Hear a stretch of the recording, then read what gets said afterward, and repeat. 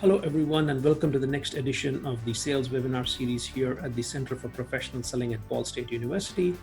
We are privileged to have Ms. Karen Mangia back to our speaker series. She was the first person who kicked this off almost a year and a half ago, but she's back this time. And thank you, Karen, for being here. Karen is actually a double graduate from Ball State University. She has her bachelor's and her master's in information and communication sciences from Ball State University. And again, she has had great career stints at companies like Cisco, AT&T, but right now she has been a VP of Customer and Market Insights at Salesforce, where she has been super productive. She apparently has a day job, but I do not know where she finds time. She's written a couple of books before. And in the time during the pandemic, where we have tried to go through all these difficult things and how do we wade through all this, she's actually found the time to write 2 books. And today, and for this particular conversation, she's agreed to talk to us about one of her first books, which I thought was very, very interesting. That is the concept of working from home and how you make the new normal work for you. So Karen, thank you so much for taking the time to talk to us. And welcome back. Huh? Thank you. It's great to be back. I mean, it's like coming home again between you and the series here in Ball State. Indeed. So tell me about this. Essentially, yes, we were all trying to work from home, trying to, make sense of all the things out there. And you actually found the time to write this wonderful book. So tell me, what made you write this book? Well, what I discovered is during this period of time, a couple of things have been happening. I think when the pandemic first hit and shelter in place was required, people were forced to work from home and people were forced to learn from home and forced to do all kinds of things, from perhaps your, water heater maintenance to cooking your dinners from scratch, which lots of people hadn't done in a while. And what I discovered at that point in time is that people lived on adrenaline. There was this whatever it takes. We're in this together. We're going to conquer this. So whatever it takes to accomplish my job, take care of my family, take care of my well-being. Adrenaline eventually wears off, right? Yes, it does. I think the next phase became the honeymoon is over. Yeah. It's like, why can't we call a repair person to come into the house and fix the thing that's broken? How many more meals are we going to eat here? Are we doing nothing but taking showers and using towels? And why am I always on a Zoom conference? Now I think we've given way to phase 3, which is, how long is this going to last? And what I'm discovering is the way that we started, is very normal. And what happened is when that adrenaline wore off, and as we had that rapid and forced adjustment, I think our focus was on staying healthy, staying well, and dealing with the unknown. And what happened inadvertently in that process is time has a funny way of filling itself in, whether you're purposeful about that or not. And so you asked the question about how did I write 2 books during a pandemic? And in my pre-pandemic life, I flew about 200,000 miles a year. And what that meant is my time was filled in a specific way, tied to my job, doing something that I loved. And when there was a shift, and therefore a significant time, a block on my calendar and in my life freed up, I wanted to be purposeful about how I used it. And so I think one of the things that we discover is, there's this concept of scope creep. If you've ever had construction done at your house, or you've sold a service or tried to anticipate how long something is going to take, and you put that estimate out there, and what happens is it somehow takes a little more time, energy, and effort than expected. And what I'm discovering right now is, as people are asking this question about how long is this going to last, what's coming with it is a desire to have the tools and the help to live and work in a way that's sustainable. Indeed. Right? One of the things that I say and share in the book is, I think your laptop now is a lot like your pantry. And you know how it is when you're at home suddenly all the time. You have a great intention that you go to refill your cup of water or perhaps make a mug of tea. And on the way there, you open the pantry, you have the cookies, you have the chips, You open the refrigerator, snack on last night's leftovers that are kind of judging you a little bit, right, for failing at home cooking. And then what happens? You slowly realize, wow, I'm always snacking. And I think that's what's happening with work. People walk by their laptops and they're always grazing, you know, taking little bits of, I could do just one more thing, just one more email, just one more podcast, just one more tweet. And slowly what happens is that scope creep takes over. And I think as this line extends further than any of us would have anticipated on working and learning from home and having the world be a very different place, what's missing for so many people are the routines, rituals, and boundaries. Indeed. And that for me was one of the very interesting chapters when I saw that, is that how do you approach this, Karen? Because there are two, first of all, we had routines in place. We had boundaries in place. Now COVID came in and completely bust that open. Then we start getting used to a new normal, new routine. And I like the idea of scope creep, because in the new routine now suddenly everything is possible. You can work throughout the day. So you have to set boundaries. And just when we come and maybe start getting ourselves acclimatized to that, who knows what's going to come up next. So tell me a little bit more about this idea of how strict should my routines be?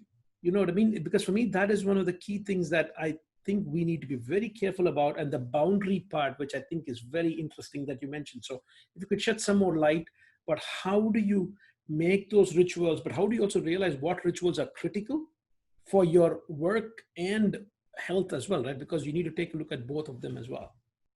And what you're highlighting is so important. It's about what do you need to put in place to show up at your best and feel your best, whether you are in the context of your work or the context of your life. And so the reality is you might not have loved your commute in the past, but when you knew you had to get in your car and commute to your job or to your classroom, you had a certain set of rituals about getting ready and having your breakfast, or what you had to do to get out the door on time. And in that drive to work or in that commute, you slowly signaled to your brain, like, we have done the routine to get ready for work. And now I'm getting in the work mindset of what I do when I go there. And the same thing happens at the end of the day, right? There's a prompt that says, I need to pick up my child from childcare. I need to go to the grocery or to the restaurant and get some food for dinner. Or I have the appointment at the gym, the class, the trainer, whatever that might look like. And that created a boundary that said, now I'm going to leave work. And maybe on that drive home, you picked up your phone and returned a phone call to a friend or family member. And in so doing, you established a routine or a ritual for how you transition out of work. And I think without having those routines and rituals and boundaries in place, what happens is we're not ever quite certain when we go to work, and we're not ever quite certain when we leave. And when we do things like wear the clothes in our work context that we wear in our home context, or we take our work with us all over the place where we live, what starts to happen is we have taken work from this invited guest that only shows up where we want it to, inviting it to take over every aspect of our lives. So what I would tell you is different things work for different people, and different people have different ways to change the channel. And, you know, what I'm hearing from people that works is everything from the range of get your family and go take one walk around the block as it's the end of the day, and now we're home and we're doing our normal evening routine, to things about doing, you know, little micro workouts or listening to a podcast or music, you know, whatever it is that to you says to your brain, we're now going to take a break from work. This is the pause moment.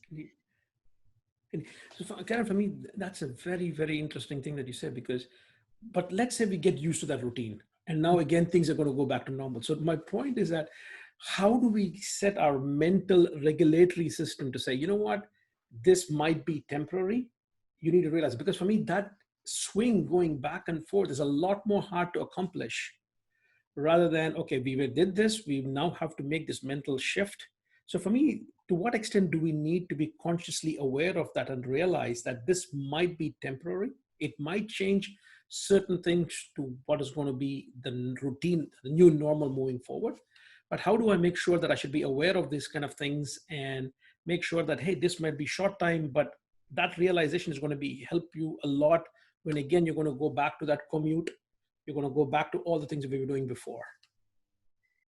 What I think about is, regardless of the circumstance, whether you chose to work from home and that's temporary or permanent, whether you show up at your best in the office, I think there's one skill we're all trying to hone right now, and it's the ability to adapt. Yeah.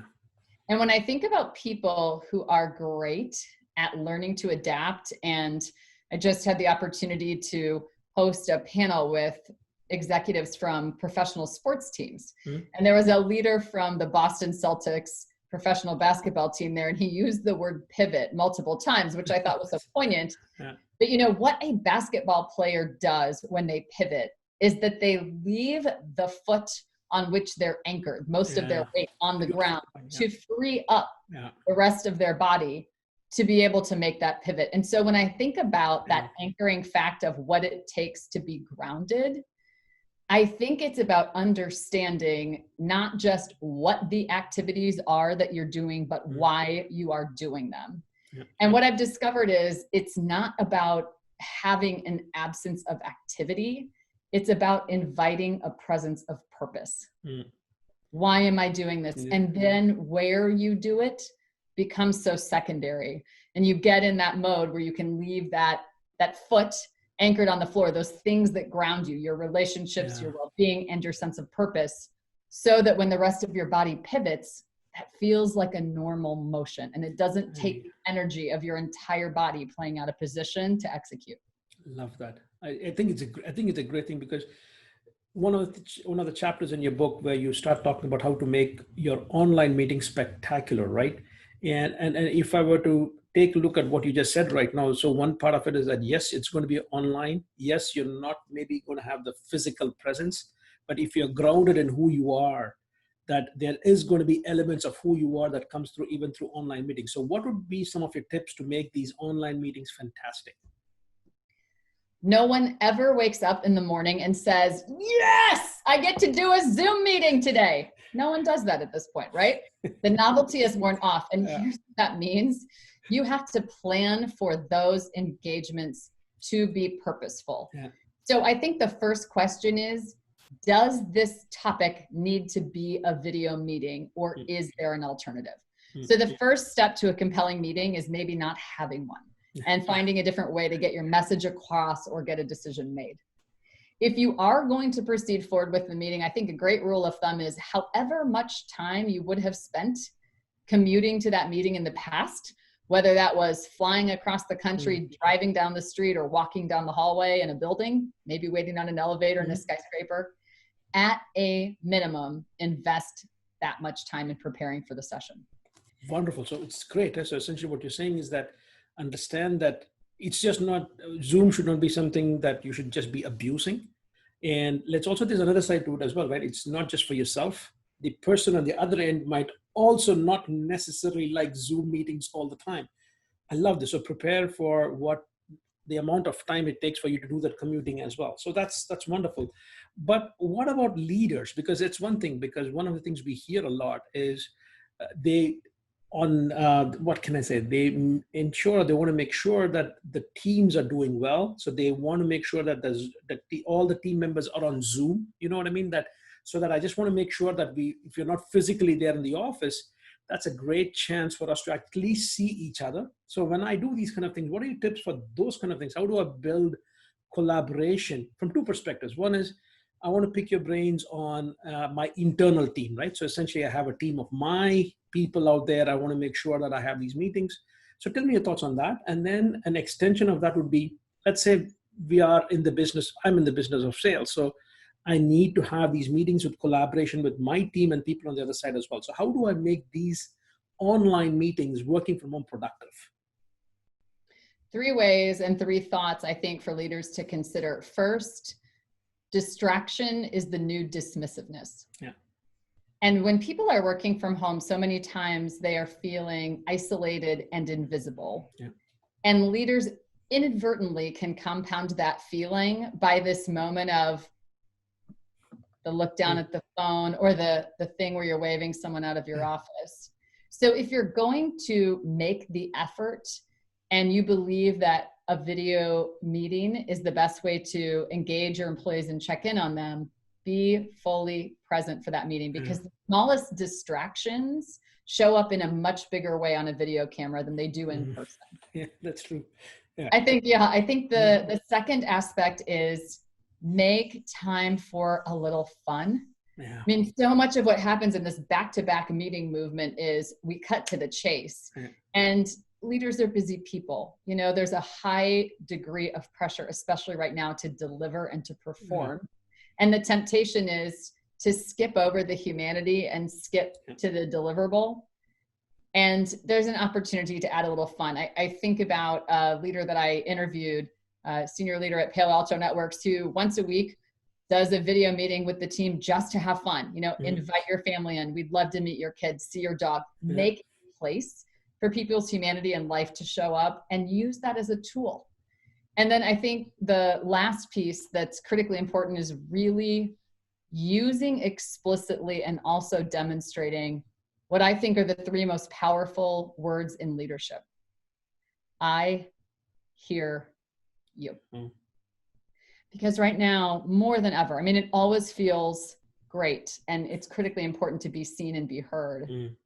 And right now, more than ever, I think leaders need to hear in an attentive way the wins that their team is having and the challenges that they're facing where they really need some help. And some of that is not about having to solve it. It's about making a space for people to feel heard, so that you at least have a sense as a leader of the basis for what to be empathetic about, or where you can help or open a door or help reprioritize. Wow. And the nice thing about this is this can also be applicable even for meetings with your customers' teams as well, right? Or with your suppliers or whatever it is, because be prepared, do not be distracted. And for me, from a sales perspective, is I hear you, or we as Salesforce, in your case, hear you, dear customer. So the same learnings can also be there. And I think I think based on your previous point as well, is that if I'm going to be talking to a customer, I need to make the customer feel that you're prepared for the meeting. So if I want to list all the things that you've said, these are the kind of things I need to do. My next question actually is that as a leader, right? So you talk about, listen, we're going to be working from home, but we also need to redefine the new normal. So from that viewpoint, what should I keep going back to sales, but what should a leader do? It could be a sales leader, any kind of leader. How should they help their employees redefine what is normal right now, what is effective functioning? You know what I mean? So are you doing a good job or not? So, or if I'm an individual who is not necessarily working in an organization, how do I redefine success in this new normal? Brene Brown has a phrase that comes to mind that she uses, which is unclear is unkind. And I think as everything has shifted, people need to be clear, leaders especially need to be clear about what's expected from each one of their employees and work together to define what success looks like. Yeah. Because the reality is, for many people, that shifted. I mean, I think about a number of organizations from all over the world who have shared with me the substantial increase in calls and contact to their support centers. Because their customers are needing help, you know, solving challenges or going through their own transitions. While most companies didn't add additional people to work in customer support or customer service or customer success. And now that work level has sustained itself at a 200, 300, 400% higher level, leaders need to work with their teams to reset expectations. I mean, is the expectation work 12 hours a day to answer every call and respond to every message, or is it something different? Is there a better way? The other thing too is, I think leaders need to be very clear about how decisions are made. Because one thing I'm discovering is, as people were in the office, you could do the quick walk by your boss or your teammate and say, hey, I was thinking about our project or our problem, and I think the next best step we could take is X, Y, Z. Are you good with that? And you could quickly make a decision and get to an agreement. And what I'm finding and hearing so much of now is, because of a lack of a clear process or understanding of how decisions get made, the default is to get on a meeting. Yes. Well, for something you used to handle 30 seconds in passing that didn't feel that weighty of a decision to become a 30-minute meeting means we're overloading ourselves because we don't have a clarity about what am I empowered to do in this context as an employee versus what truly requires us to be together live and explore trade-offs and come to a decision that might require a meeting.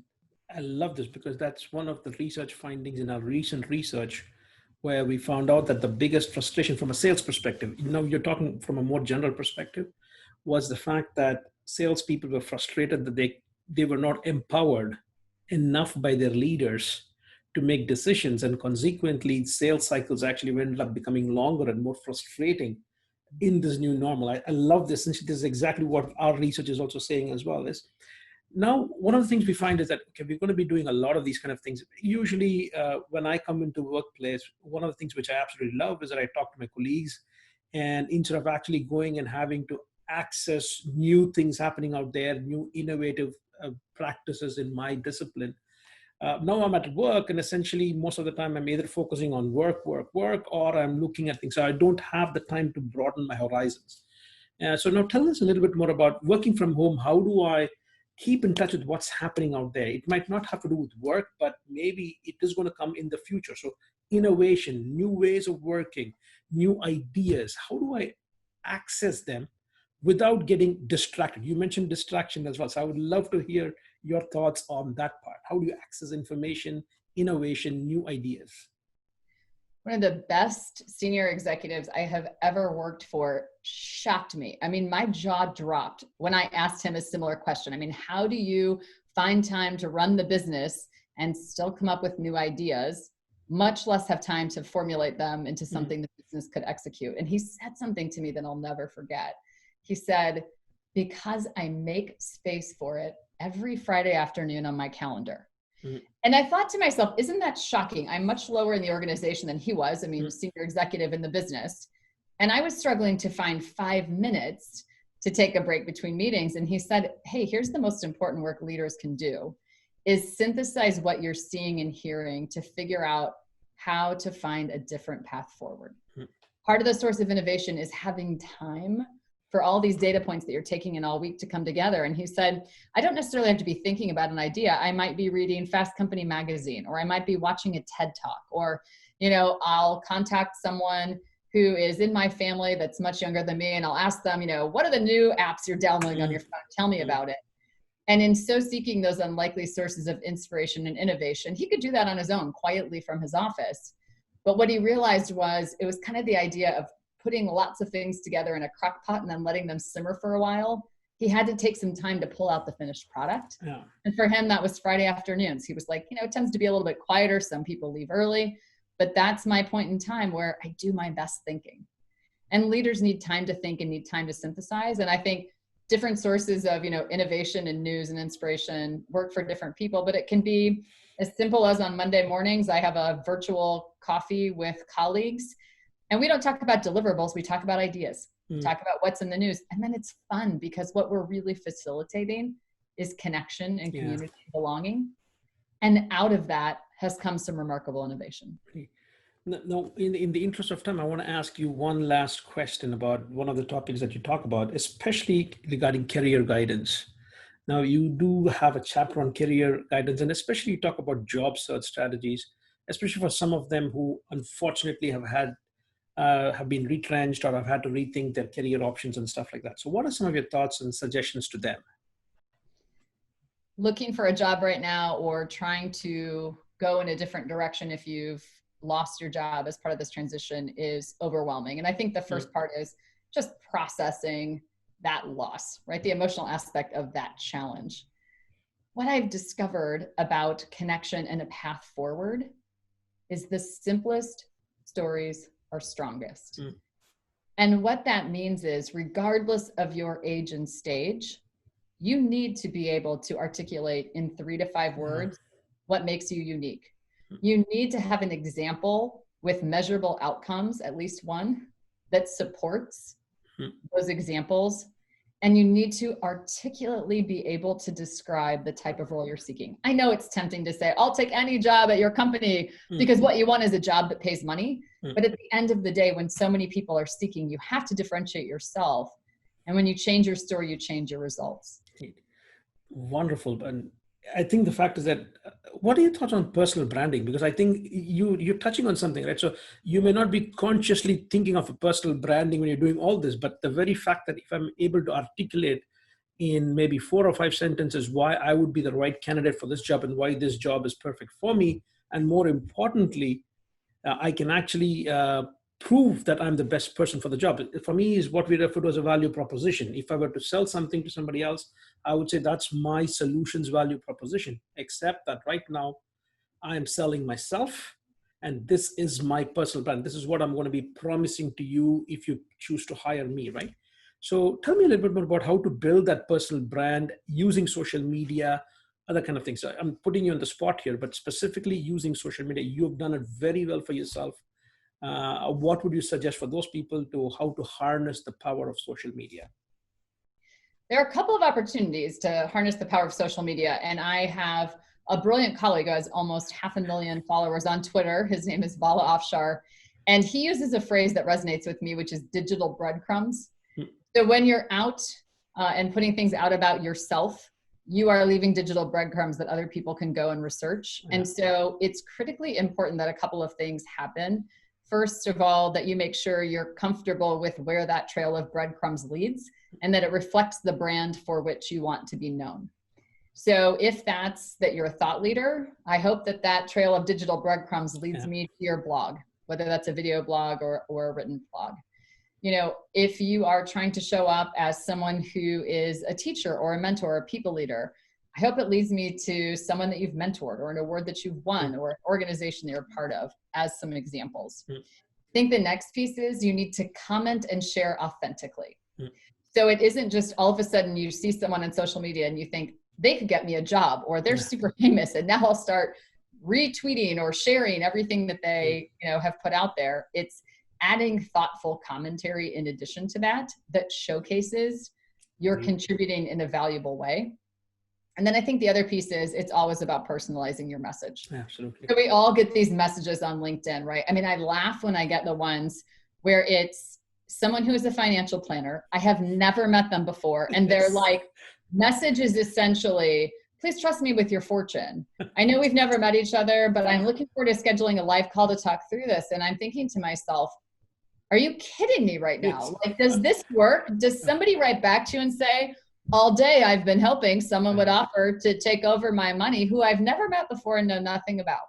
That doesn't work. Absolutely. And there's a whole series of kind of funny snippets in the book, but they remind us of people we know. But at the end of the day, the direction that I would point people in is have an articulate story about what you have to offer. Have an articulate story about the ask for that person. Is it an introduction? Is it a referral? Is it reviewing your resume? And the last piece is offer some shared value. And this is where social media can help. I mean, if I see that someone is posting lots of insights or questions about customer experience, and I'm looking to, meet that person because of that topic, I would offer some resources back, like some of my own blogs or some new research, or offer to introduce them to someone in my network. So it isn't just about making the ask, it's about offering something back that authentically says, I realize your time is valuable, and here's what I'm offering to do for you in return. Fantastic. Well, thank you so much, Karen. And again, I keep saying Karen, but it's Karen. So it's my Dutch, spending 14 years in Belgium where Karen becomes Karen, and I'm so acclimatized by that. So, but Karen, thank you so much for taking the time to talk to us. And for the audience, this is a book that I would strongly suggest. Karen has a fantastic book as well that talks about how to manage your well-being as well. But soon, Karen will be talking about one more of her books. Again, talk about a person being productive. But this one is titled Listen Up. So if you love this conversation, stay tuned for one more conversation with Karen as well. Karen, thank you again. Thank you.